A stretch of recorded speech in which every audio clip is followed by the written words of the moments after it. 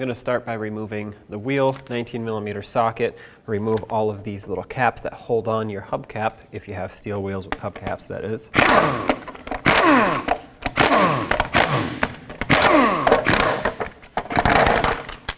Set this aside. Again, 19mm socket, remove all 5 of your lug nuts, and then take the wheel off.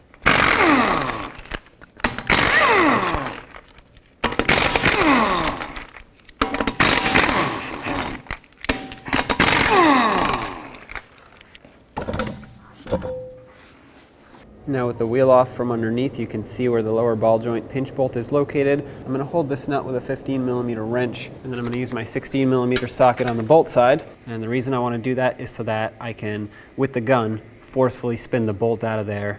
In case it is a little bit seized, it'll help break it free. Perfect. Came right out. At this point, I'm going to actually leave this bolt in. I'm not going to thread it on or anything. I'm not going to put the nut on. I just want to leave the bolt in here temporarily so the ball joint doesn't accidentally separate, which it most likely won't, but I want to take the control arm, I want to take this off last when the control arm comes out. I'm going to move on to this frontward bolt, which is an 18mm. You can take this one out if you want to. At the back you have these 2 bolts, which are also 18mm in size, and at the top they actually have some nuts that you have to hold with an 18mm wrench. I'm holding the rear. Okay, there's the bolt. Get the nut off of there. This frontward bolt is going to be a little bit awkward to hold the nut on just because the sway bar is right above it, so you'll have to use the open end of a wrench. Okay, there's the second one. Now you can pull the control arm straight out. Might need a little bit of prying from a pry bar.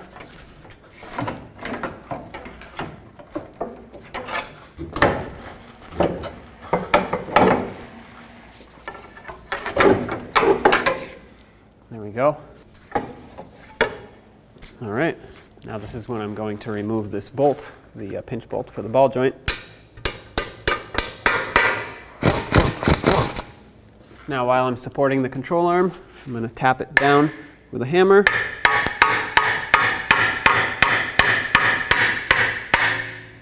And there you have it. To reinstall the new control arm, I'm going to put the ball joint into the knuckle. There we go. This one went in by hand. Now if you look through the hole here where the pinch bolt goes through, you'll see that the ball joint lines up, so you can actually slide your bolt through the nut. I'm not going to tighten it yet. I just want this to be securely fastened in here for now. And now for the 2 rears, what I'm going to do is, with the front one almost lined up, I'm going to use a pry bar and push the control arm a little further from the subframe, kind of like this, until the rear bushing wants to pop in.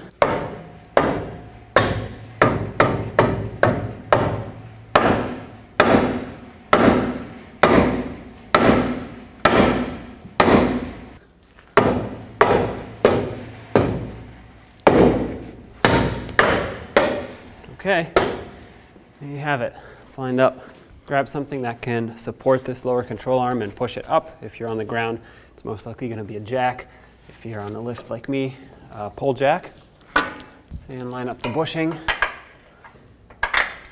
There we go.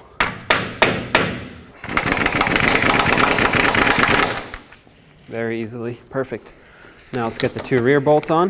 And I got the bottom to line up, but it's kind of at an angle. And the trick is, you take a long extension on your socket, put it on here, and then you use that as leverage to push this up. Let's slide in the mounting nuts. This one started. This one, I kind of pushed it up a little too far. So now that they're both started, let's tighten them up.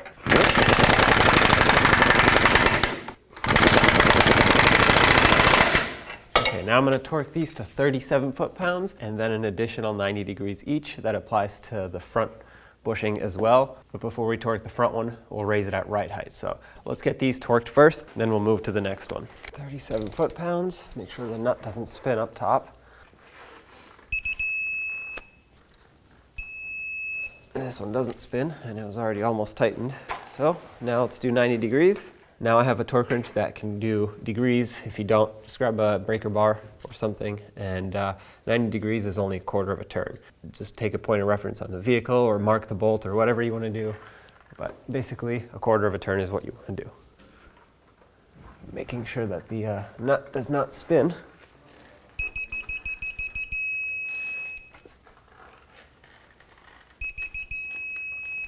Now to tighten this one, I want to raise the control arm up at right height because I don't want to put this bushing at a bind. Basically, this bushing gets squished when you tighten it, and you want the control arm to sit where it would when the vehicle would be with the suspension loaded on the ground. Okay, let's apply some upward pressure. If you're on the ground, you can use a jack. I'm using a pole jack since I'm on a lift. The same torque applies to this. I'm going to snug it up first though. 37 foot-pounds, and now an additional 90 degrees.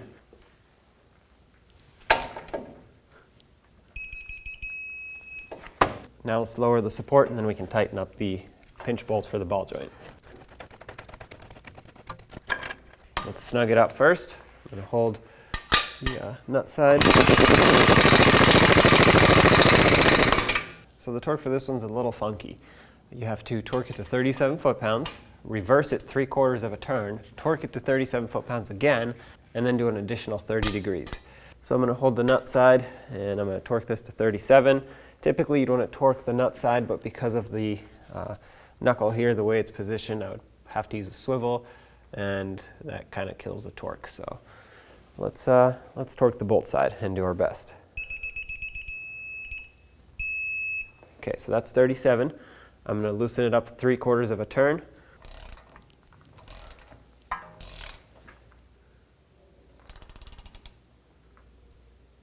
Now torque it to 37 foot-pounds again.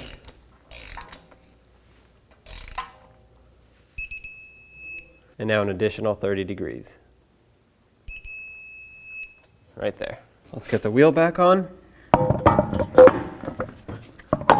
Start on all 5 of your lug nuts, bottom them out, and torque them to 100 foot-pounds.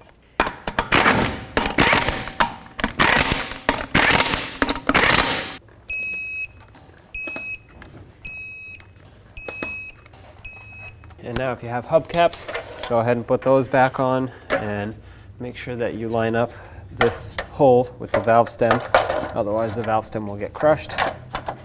Line up all these little caps and thread them on by hand is what I recommend. Otherwise they might strip out, and then your hubcap won't be attached properly, and it can go flying off the car on the road, and that would not be good. There you go.